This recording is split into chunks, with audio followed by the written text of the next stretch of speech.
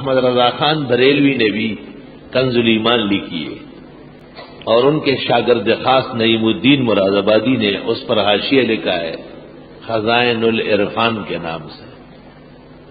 اصل میں خان صاحب بریلوی نے بریلویوں کو ایک نیا دین دینا چاہا تھا۔ یہ ترجمہ اس نئے دین کے لیے ہے جس میں اللہ کے بجائے قبروں سے مانگنا ضروری ہو، اور تیجے و چیلم اور برسیاں ثواب کے کام ہوں،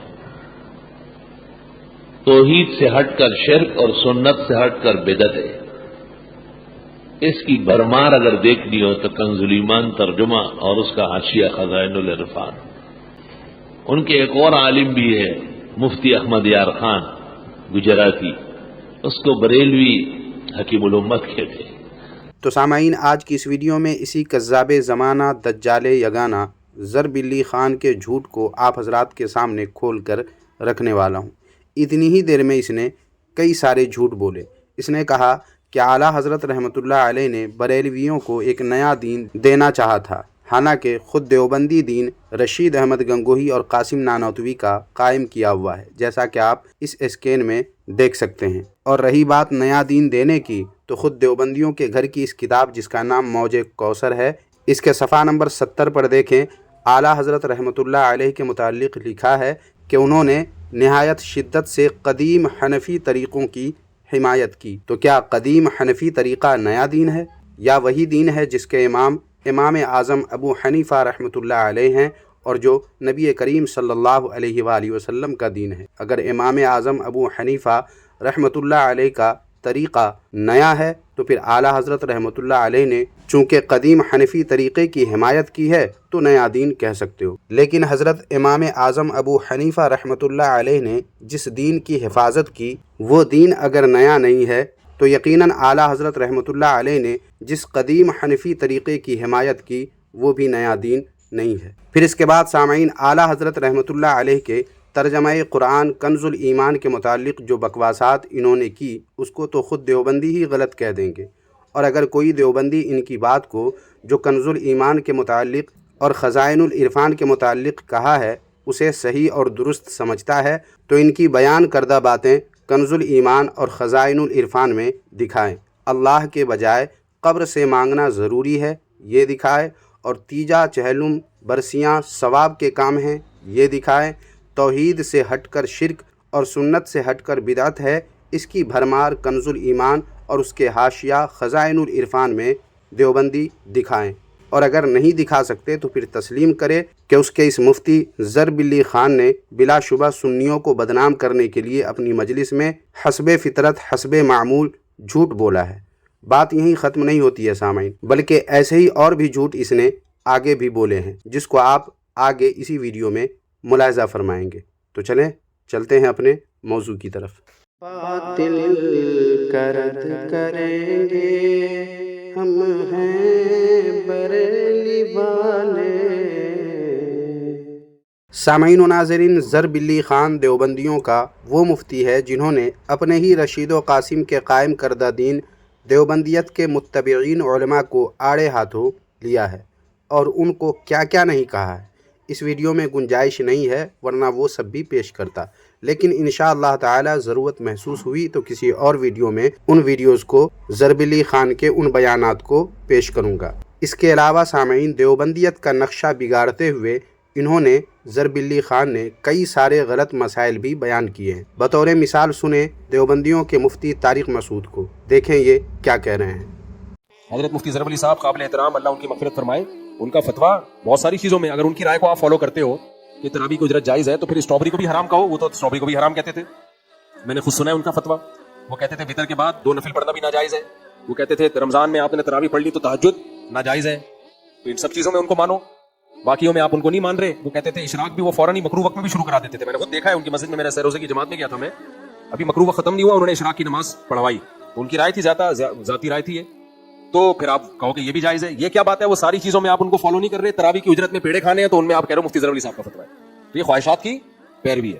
تو جو باقی دیگر بڑے بڑے علماء کا فتویٰ ہے، کسی عالم کی توہین جائز نہیں ہے، سب قابل احترام ہے، لیکن جو سارے صرف علماء کا نہیں پورے اداروں کا فتویٰ ہے یہ کہ تراویح کی اجرت ناجائز ہے۔ تو معلوم ہوا سامعین و ناظرین کہ خود دیوبندیوں کے یہ مفتی ضرب علی خان ایک سے بڑھ کر ایک خرافات کرتے رہے جب تک زندہ رہے. اب تو مر کر مٹی میں مل چکے ہیں، مگر ان کی باتیں سنیں کہ اپنے مخالف پر کیسا جھوٹ بول کر الزام بلکہ بہتان باندھ رہے ہیں. ان کے ایک اور عالم بھی ہے مفتی احمد یار خان گجراتی، اس کو بریلوی حکیم الامت کہتے ہیں. حکیم الامت اتنا قابل ہے کہ وہ مقیاس حنفیت میں لکھتے ہیں، ابن حجر مکی نے فتح الباری میں لکھا ہے عسقلانی اور مکی کے درمیان 200 سال کی مسافت ہے، اور مکی یا حیثمی مشکات کا اشارے ہے اور عسقلانی بخاری کا اشارے ہے، لیکن حکیم الامت بریلوی والا یہ دونوں کو ایک کر سکتا ہے.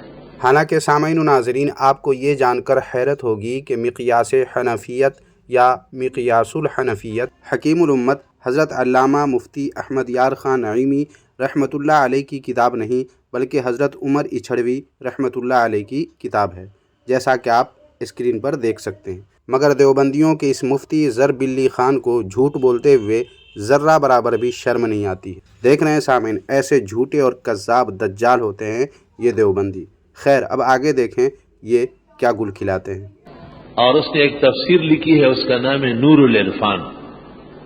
نور العرفان سورۃ صافات کے اندر حاشیہ نمبر 8 پر لکھتے ہیں کہ شیطان پکا صوفی عابد زاہد فاضل دارالعلوم دیوبند تھا. چلو دیوبند سے تو ان کو بیر ہے، لیکن یہ صوفی عابد زاہد ان کو رسوا کرنے کی کیا ضرورت تھی؟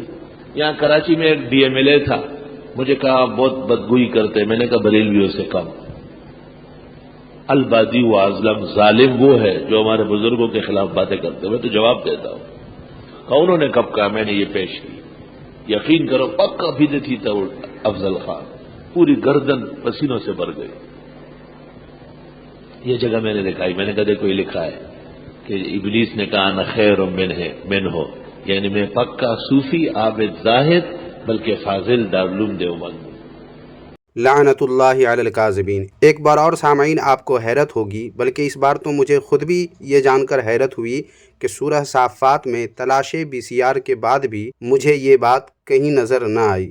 اس کے علاوہ انہوں نے یعنی دیوبندیوں کے اس مفتی ضرب علی خان نے جو آیت پڑھی ہے انا خیر من، وہ بھی سورہ صافات میں نہیں ہے. لیکن اسی آیت کی مدد سے مجھے معلوم ہوا کہ یہ آیت سورہ صافات میں نہیں بلکہ سورہ صاد میں ہے. پھر جب تفسیر نور العرفان میں اس آیت کے حاشیہ پر جا کر میں نے دیکھا تو مجھے جو ملا اس سے حیرانگی کی انتہا نہ رہی سامعین. جی ہاں لیجئے آپ بھی دیکھ لیجئے یہاں کیا لکھا ہے. دیکھیں یہ سورہ صافات نہیں بلکہ سورہ صاد ہے. یہاں تو قال انا خیر منہ لکھا ہوا ہے، اور یہاں دیکھیں حاشیہ میں لکھا ہے کیونکہ میں پرانا صوفی عابد عالم فاضل ہوں. سامعین یہاں آپ غور سے دیکھیں، کہیں بھی پورے صفحہ میں کہیں بھی دیوبند لکھا ہوا ہے؟ نہیں، ہرگز نہیں. مگر دیوبندیوں کے اس دجال و کذاب مفتی ضرب علی خان نے کیا بتایا کہ لکھا ہے شیطان نے کہا فاضل دیوبند ہوں. لعنت اللہ علی الکاذبین. بتائیں سامعین ایسے کذاب دجال کا کیا کیا جائے؟ کیا جو دیوبندی اس ویڈیو کو دیکھ رہے ہیں وہ انصاف کے ساتھ بتائیں گے؟ اور اگر نہیں بتائیں گے تو خود سوچ لیں کہ ان کے مولویوں مفتیوں نے ہم سنیوں کے خلاف کیسے جھوٹ بول بول کر ہم سنیوں سے دیوبندیوں وہابیوں کو متنفر کیا ہوا ہے، اور اس طرح لوگوں کو گمراہ کر کے رشید و قاسم کے قائم کردہ دین دیوبندیت کی تعداد بڑھانے کی شیطانی کوشش یہ دیوبندی وہابی علماء کرتے آ رہے ہیں. باتیں تو ابھی اور بھی ہیں، مگر اس ویڈیو میں بس اتنا ہی. اب اس تعلق سے سامعین آپ کی رائے کیا ہے کمنٹ باکس میں لکھیں، اور ویڈیو کو لائک کرنے کے ساتھ ساتھ ہائپ بھی کر دیں، اور اپنے دوست احباب میں اس ویڈیو کو شیئر کرنا نہ بھولیں. شکریہ، جزاک اللہ خیرہ.